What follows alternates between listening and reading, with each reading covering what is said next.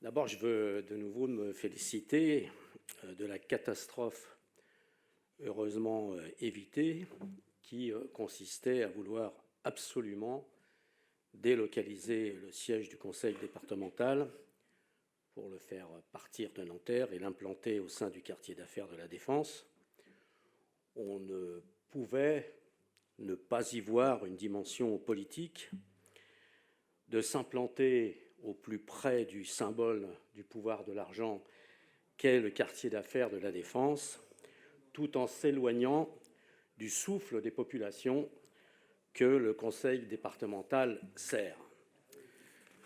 Le rapport ne dit pas que le conseil départemental a fait le choix de ne pas rénover les bâtiments dont il est propriétaire, et notamment son siège, pensant à l'époque faire un bon coup financier que semblait confirmer la proposition incroyable d'un investisseur, avec l'argent des autres d'ailleurs au passage, de le racheter à 105 millions d'euros sans conditions suspensives.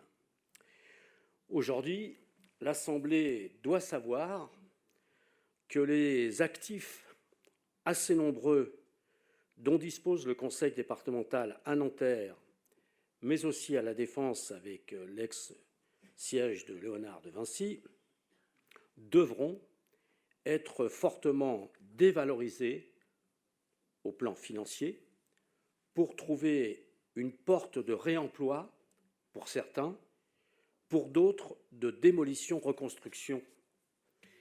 Évidemment, cette question de la transformation de probablement 10 millions de mètres carrés de bureaux en Île-de-France ne frappe pas que le conseil départemental. Elle pose des problèmes techniques, des problèmes environnementaux liés notamment à la réduction de la production de carbone. Elle pose des problèmes aux communes avec le changement d'usage et donc la nécessité d'équipements, parfois d'équipements publics nouveaux.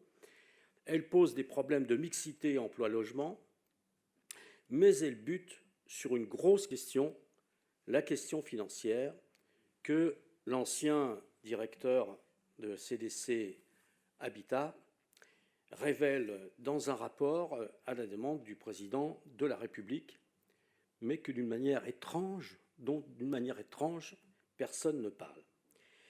Il est d'ailleurs étonnant que le département qui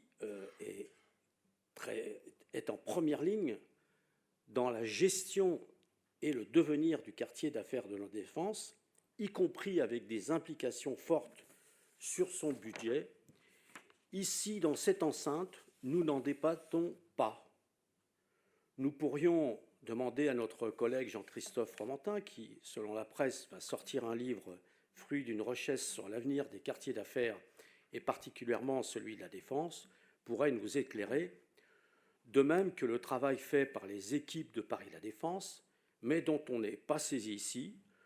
Doit-on attendre un rapport de la Cour régionale des comptes pour être obligé de s'en saisir?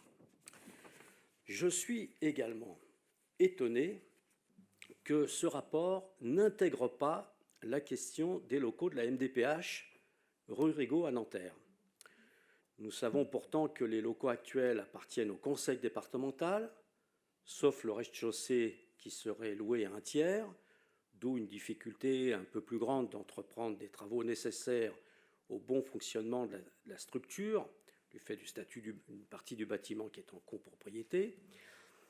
Est-ce suffisant pour envisager là aussi de l'abandonner, pour un hébergement temporaire au pôle Léonard de Vinci en 2025, en attendant son installation au sein du bâtiment L'Extension, nous dit-on, mais le rapport n'en parle pas, en 2030, le temps de réaliser les travaux nécessaires. Or, parallèlement, le présent rapport évoque l'éventualité d'un plan de cession de 6 biens immobiliers, parmi lesquels figure le pôle Léonard de Vinci.